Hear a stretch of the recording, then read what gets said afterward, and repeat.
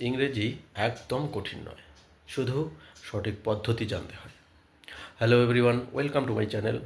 I am Arjun and you are watching English with Arjun Roy. Let's begin. তোমরা কি জানো, ইংল্যান্ডের এমন এক যুগ বা সময় ছিল যখন রাজা আর পার্লামেন্টের ঝগড়ায় দেশটাই যুদ্ধের মধ্যে ঢুকে পড়ে?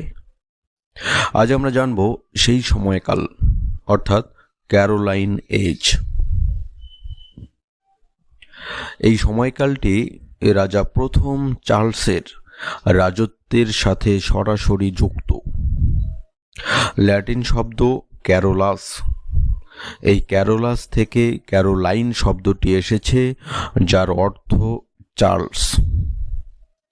এই সময়ে রাজা এবং পার্লামেন্টের মধ্যে তীব্র দ্বন্দ্ব শুরু হয়, যার ফলে ইংলিশ সিভিল ওয়ারের সূচনা হয়, যে গৃহযুদ্ধ ইংল্যান্ডের সমাজ এবং সাহিত্যকে গভীরভাবে প্রভাবিত করে। এই ইংলিশ সিভিল ওয়ার, যা চলে 1642 থেকে 1649 সাল পর্যন্ত। এই যুগটি ছিল রাজনৈতিক ও ধর্মীয় অস্থিরতার সময়। একদিকে রাজতন্ত্রের অপ্রতিহত ক্ষমতা ধরে রাখার চেষ্টা, অন্যদিকে পার্লামেন্টের সাথে রাজার দ্বন্দ্ব তীব্র হতে থাকে।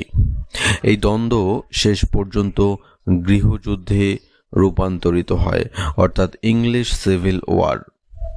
এবং 1649 সালে রাজা প্রথম চার্লসের শিরচ্ছেদ এবং রাজতন্ত্রের পতনের দিকে ধাবিত হয়।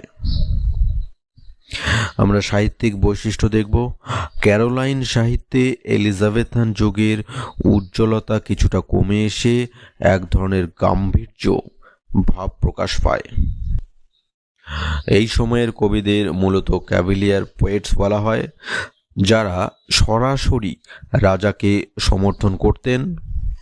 তাদের কবিতার মূল সুর ছিল হালকা মেজাজ, আনন্দ, ভালোবাসা এবং জীবনের ক্ষণস্থায়ী প্রকৃতি, অর্থাৎ কার্পে ডিয়াম।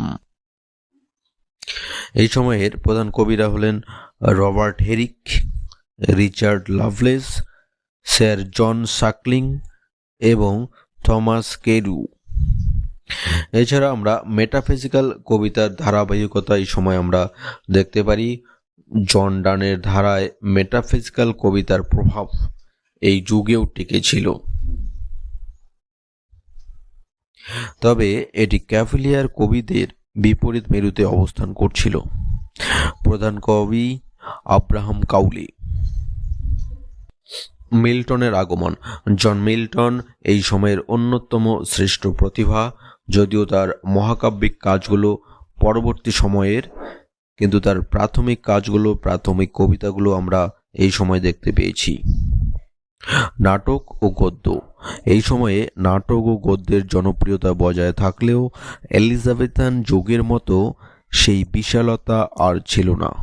থিয়েটারগুলো রাজনৈতিক অস্থিরতার কারণে ধীরে ধীরে কোণঠাসা হয়ে পড়ছিল।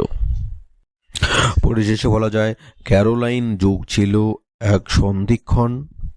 এটি একদিকে রাজতন্ত্রের শেষ আভিজাত্যকে ধরে রেখেছিল, অন্যদিকে গৃহযুদ্ধের দামাদার মাধ্যমে নতুন যুগের আগমনী বার্তা দিচ্ছিল।